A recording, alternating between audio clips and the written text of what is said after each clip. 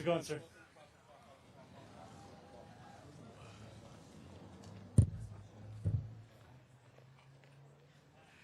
Thank you.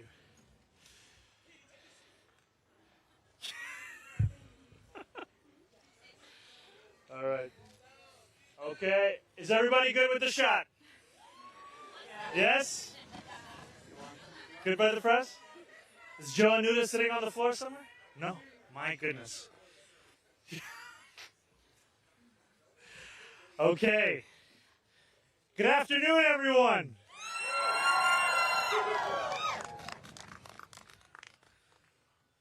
One year ago this month, hundreds of New Yorkers gathered on a bright and bitterly cold Saturday morning right here at Grand Army Plaza.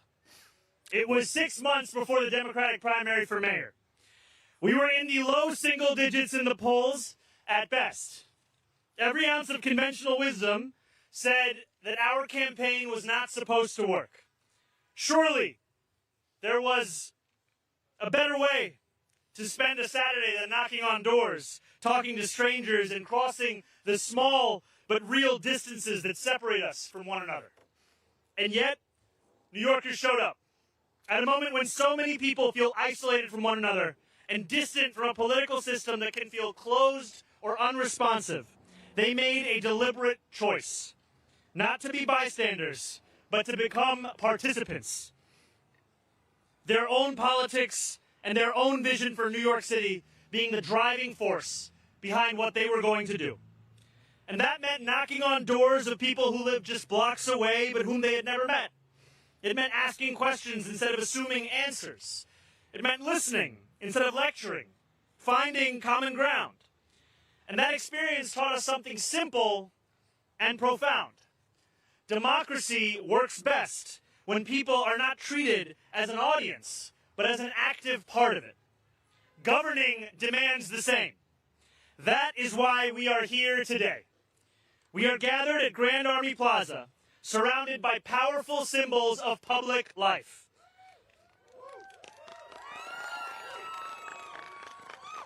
The central branch of the Brooklyn Public Library, designed like an open book, a statement that knowledge should be shared and accessible to all. The Soldiers and Sailors Arch, a Civil War monument honoring those who fought in a war waged for a new birth of freedom and the expansion of democracy itself. Prospect Park,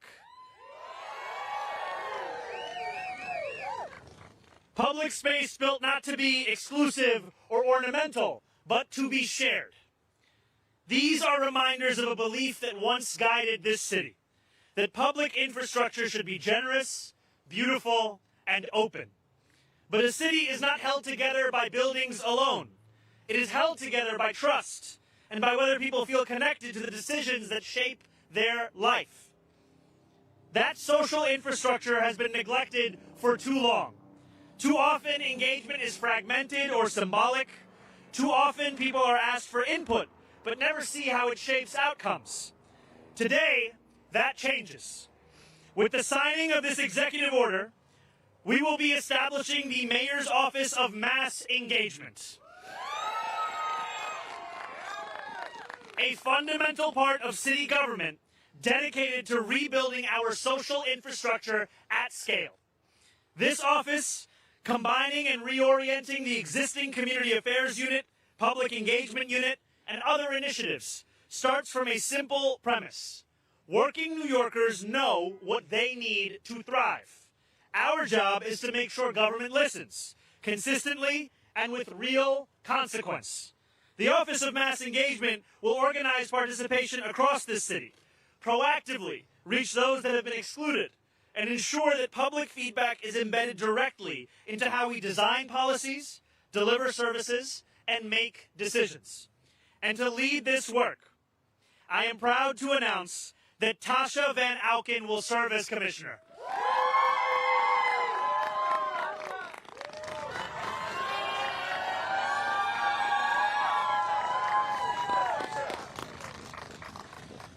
Since President Obama's first campaign in 2008 to her leadership in New York City DSA, Tasha has spent more than a decade organizing at scale, developing leadership, building trust, and helping working people turn priorities into action. On our campaign, she mobilized more than 100,000 volunteers who knocked on more than 3 million doors. Not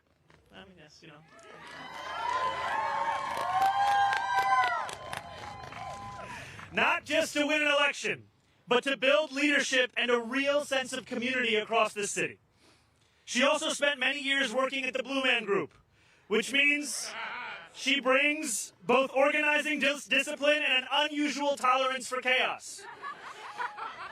The Office of Mass Engagement reflects how we intend to govern, with humility, openness, and a firm belief that democracy is strongest when it belongs to the people, not just in theory, but in practice. And we should be clear about how this work will be judged, not by how many meetings we hold or surveys we collect, but by whether people can see their voices reflected in the decisions that we make. Judge us by whether engagement changes outcomes. Just as past generations invested in the public spaces around us, this administration is investing in the civic fabric that holds our city together. And that same commitment to openness, participation, and rebuilding trust in our institutions guides how we approach every part of city government. That is why today I am also announcing that Ali Najmi will serve as chair of the Mayor's Advisory Committee on the Judiciary.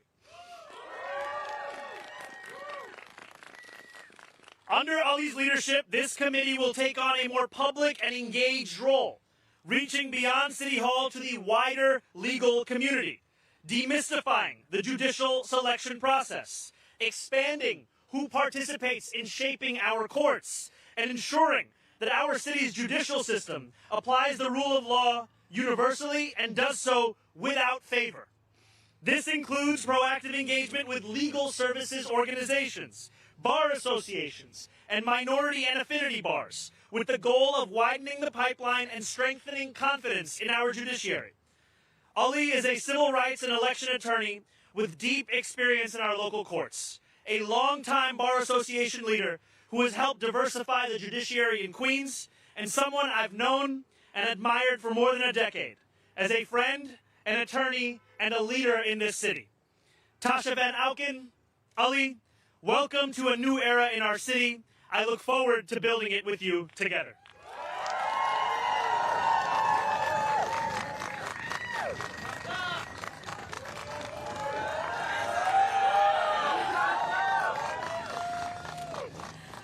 Thank you, Mr. Mayor, and thank you to everyone who's here today.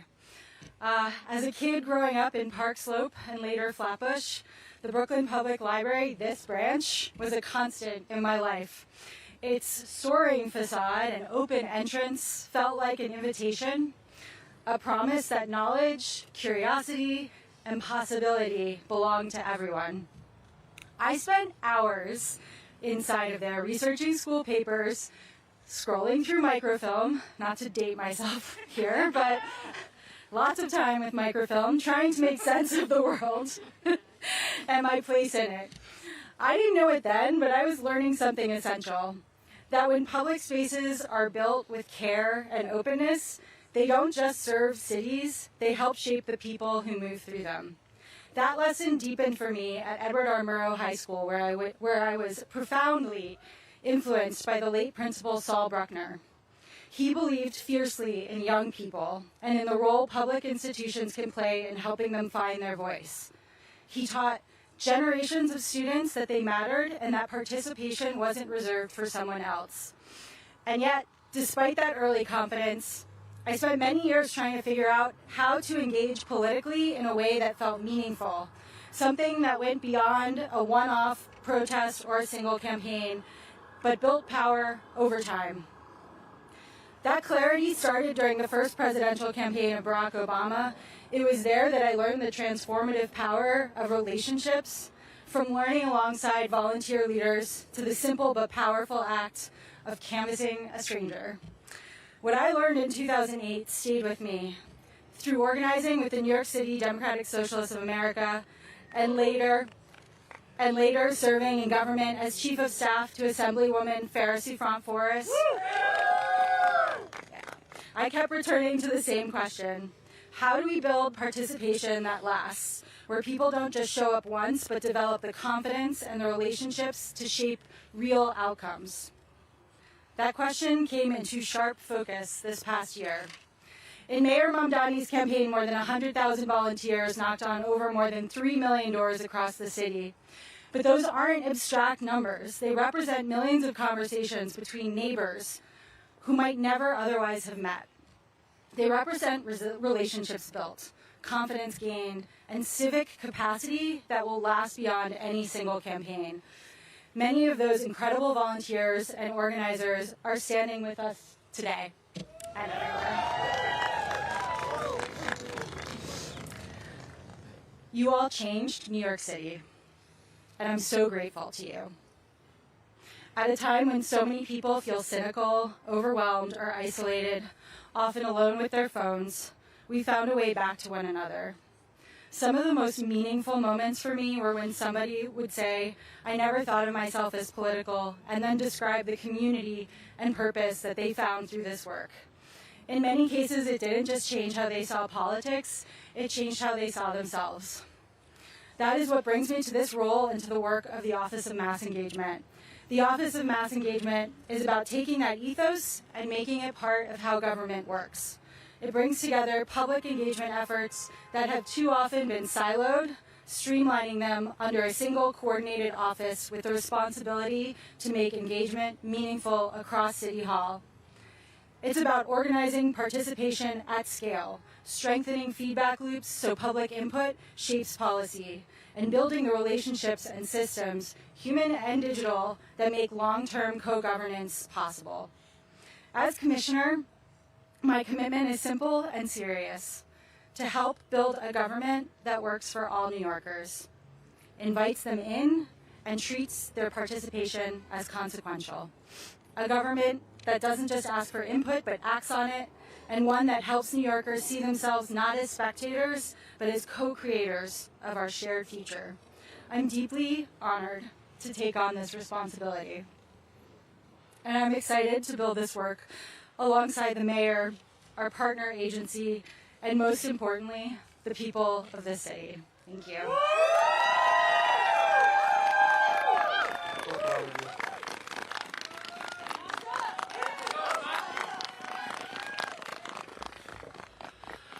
Assalamu alaikum. Good afternoon. Mr. Mayor, thank you for appointing me to be your chair of this advisory committee on the judiciary. As an attorney who has litigated in the courts of this city for 15 years, I know and have seen firsthand the power that judges have on people, regular people, working people, and attorneys. And it is this committee's directive to find and recruit the best judges in the city of New York, the most qualified, the ones who understand what it means for people to appear before them in criminal court, in family court. And it is the directive of this committee to reach out to the wider legal community and to the attorneys who have toiled for indigent legal services, for the attorneys who have represented families, who have represented parents and children in family court, who have dedicated their life to making this city and this state a more just place. To those attorneys, I want to tell you that you have an opportunity to also become a judge, and that this committee will reach out to every nook and cranny of this legal community to encourage that we have the best, most robust, diverse applicant pool for the judiciary. Mr. Mayor, thank you for entrusting me with this service.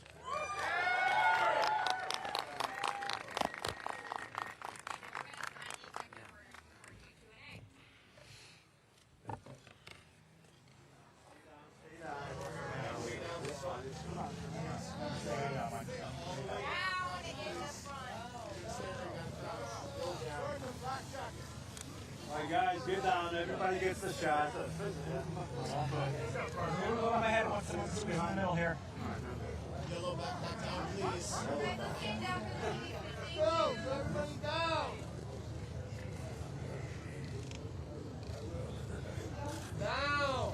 Still! Everyone go down. Thank you.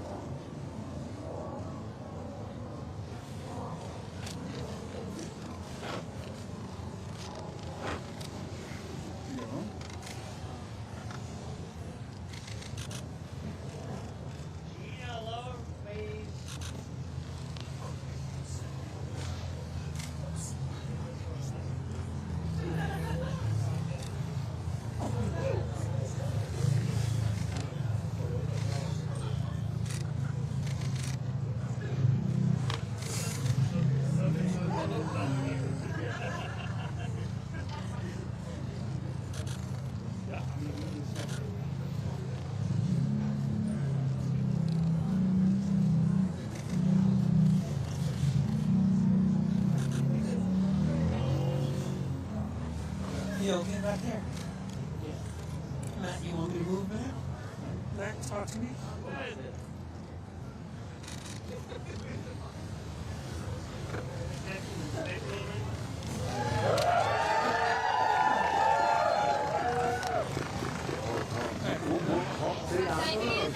Thank you. Can you have him hold the paper, please? Yes, yes.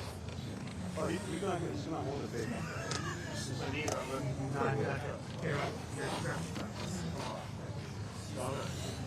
And let's just do one still picture in the middle if possible. Can you hold the legislation? One still. Mayor, can you hold the legislation? Thank you. Here we go. One display, please. Everybody, here we go. Down the middle, please. Thank you so much. Down the middle. 4 TVs in the back. Great, thank you guys. All right, now we're going to take questions. You can take front step back, please. Thank you. Back, everyone, please. Back, back, back. Mind your Back stance. to your back. Get back.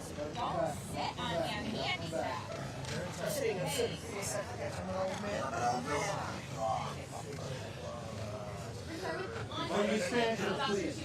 All right, just before we start on topics, if we can have one last round of applause for Tasha Van Auken and Ali Najmi.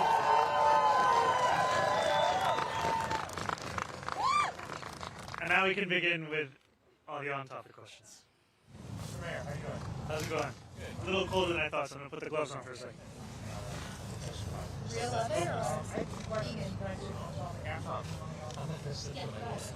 So the on-topic is about the office, the new engagement office. Obviously, you work a lot on the campaign side, and it's like that's separate from government. You have C4 that's kind of larger. Can you explain what are like the legal differences in what you're going to do and what that group will work for? Like, how do they differ? And I follow. So I'll just speak a little bit to it, and if you want to add anything, feel free. The work of civic engagement has existed before. Today it has been a part of city government. However, it has often been siloed in different parts of city government infrastructure, sometimes under different offices, sometimes through different initiatives. Part of the intent of this executive order is not just to create a new office of mass engagement, but also to cohere all of the work that is already being done into one place, so that we can ensure that it's not duplicative and it's actually fulfilling its intent. And then the other part of this is to transform what government deems to be acceptable when it comes to public engagement and outreach. Oftentimes, the outreach and engagement of city government is done with an intention to justify a decision that's already been taken. The point of this office is, however, to make decisions with a large part being what the public actually thinks about those decisions. And I can think of no one better than this New Yorker to my left, who fundamentally reshaped what so many across the city, including myself, thought was possible in terms of the engagement in a citywide race to bring more than 100,000 people out to knock on doors and make phone calls. Do you want to add anything to that? So what's the budget for this new office? And then also, is this, I know today is just day 2, but is this also a way to ensure that you are able to keep everybody engaged so you can get reelected again? I have to tell you, this is done with the intention of delivering for New Yorkers today, delivering for New Yorkers every single day. And I think what is so critical is that we have an opportunity in this moment where New Yorkers are allowing themselves to believe in the possibility of city government once again. That is not a belief that will sustain itself in the absence of action, in the absence of actually delivering for them. And so it is right now, in a moment like this, where we need to institute this kind of an office, this kind of an approach. And I would also say there is a through line between the actions taken to establish this new office and also the appointment of Ali Najmi in leading the recruitment and outreach efforts for our judicial system. Because too often, the ability for a New Yorker to become a judge has been determined by who they know as opposed to the work that they do. And what Ali is going to bring forth is a newfound focus on ensuring that not only does our judicial system reflect the city that it serves, but also that it reflects a commitment to excellence and an application of the law in a universal manner. How many employees? Will they be civil service or will they be appointees? There are a number of employees within this office that are already working for the city within previously existing offices, and then the specifics of how it will expand beyond that is something that we will be sharing later.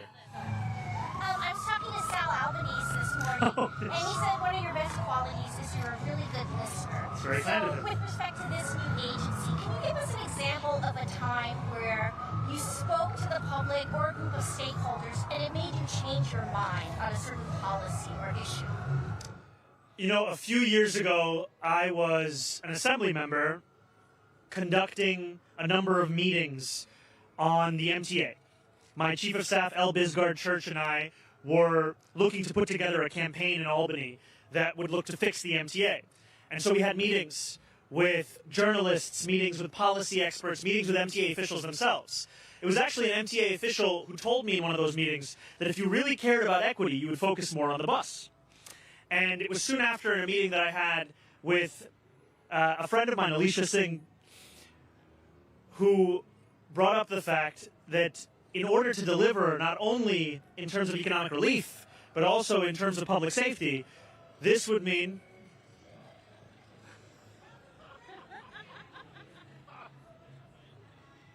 it's a pretty good song. This would mean also making buses free. And those are meetings that then informed our approach not just to that legislative session, but then actually became a hallmark of the campaign that we ran. Yes, and I think this comes back from a belief that too often in politics there is a temptation to pretend as if you have all the answers already, when in fact there is no New Yorker that has a monopoly on the answers that this city is asking questions towards. We need to have leadership and a city government that knows the answers to the most pressing questions, big and small, in this city, could come from New Yorkers themselves. The answers to the very questions that are flummoxing so many in the highest levels of government could in fact be answered by those that we are currently walking past or overlooking or not even listening to. And what I so love about Tasha and her work is that she sees within each person a potential to be that leader.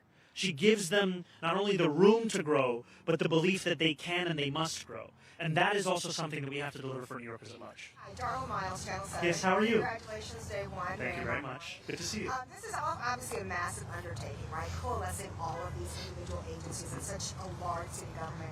On a granular level, what can you tell New Yorkers right now of what that process of streamlining that is going to look like? And then on, after you already have these strategic initiatives, but when they should actually expect to see something, what a timeline might look like, what the infrastructure might look like right now, and then what that timeline might be, where people can actually become involved and see some results. Absolutely. So I think, first and foremost, this has an immediate impact in terms of restructuring city government itself, where we are taking these existing initiatives and agencies, bringing them together, and that is something that will change from today.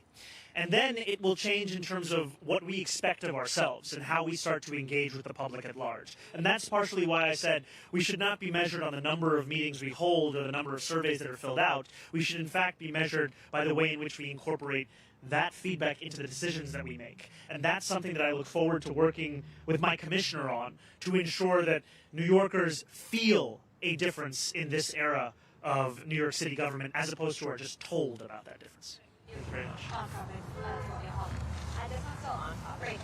Okay. I have a question for the commissioner. Do you plan, so you're going to be getting feedback from New Yorkers to incorporate into city government, but the mayor also has this huge agenda that's going to need support from other levels of government, and there's been discussion of using DSA and using this mass volunteer movement that you've built to pressure the governor to support some of these initiatives, like taxing the rich. Is that going to be part of this office? And I just re-up Bernadette's question about the budget and how much staff you're going to have.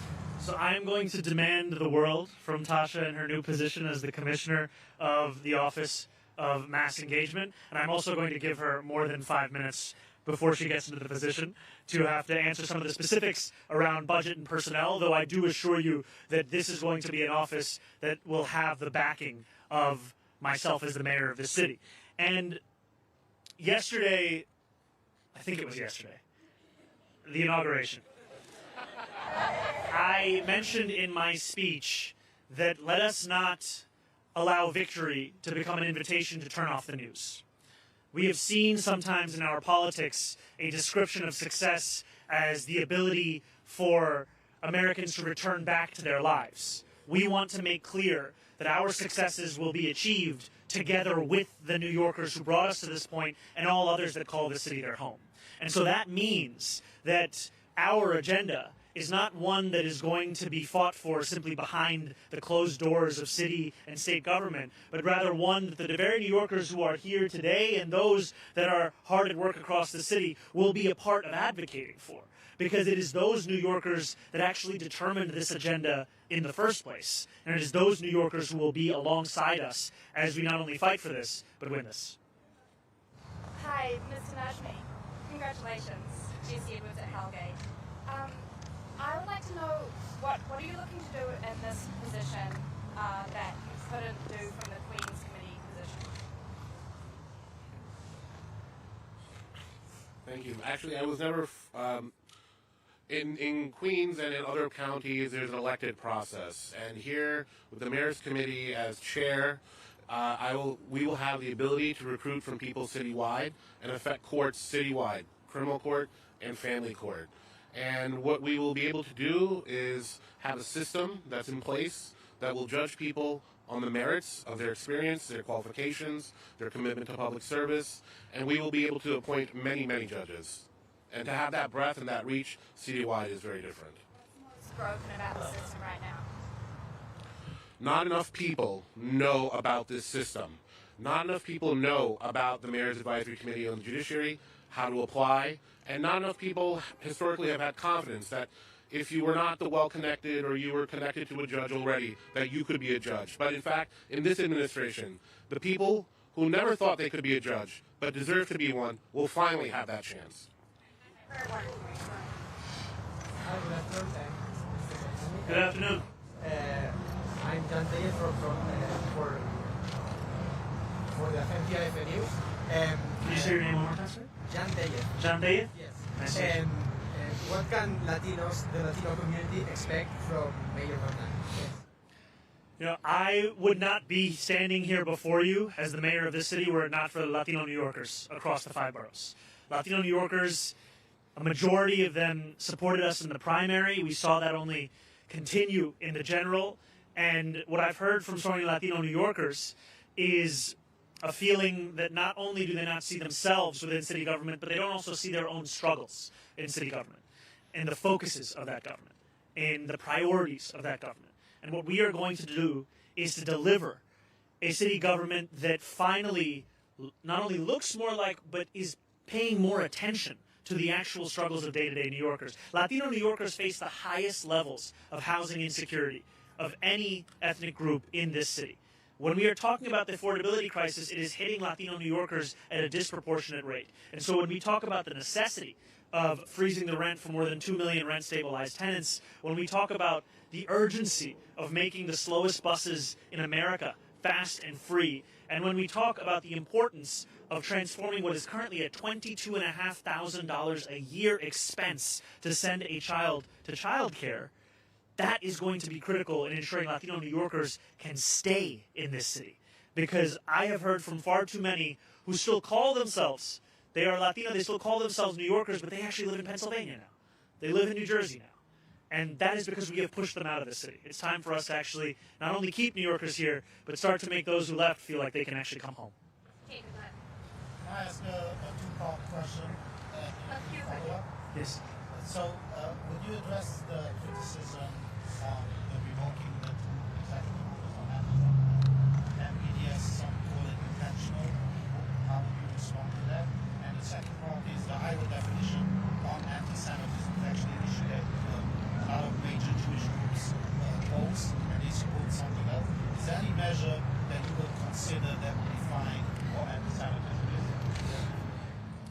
So I was proud yesterday to sign a number of executive orders that will give my administration a clean slate to get to work on delivering a new era for New Yorkers, one where they can envision living an affordable and dignified life. And my administration will also be marked by a city government that will be relentless in its efforts to combat hate and division.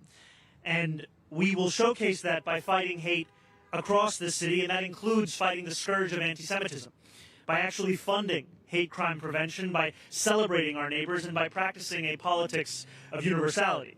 And when we speak about the IRA definition that you asked about, protecting Jewish New Yorkers is going to be a focus of my administration, and I also know that a number, as you said, of leading Jewish organizations have immense concerns around this definition, and so what we will do is actually deliver on our commitment to protect Jewish New Yorkers in a manner that is able to actually fulfill that.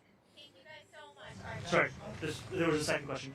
You say it wasn't intentional, that this was what they wanted? In the first executive order, you, as the new mayor of a city, have to sign a continuation of all prior executive orders or a revocation or an amendment of all of them.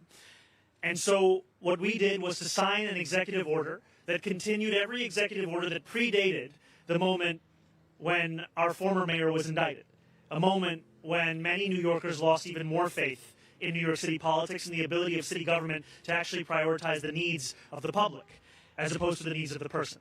And what we will now do is showcase that new era to protect each and every New Yorker and to deliver for those same New Yorkers in a manner that they have not seen under prior administrations. Thank you so much. Thank you so much for everyone.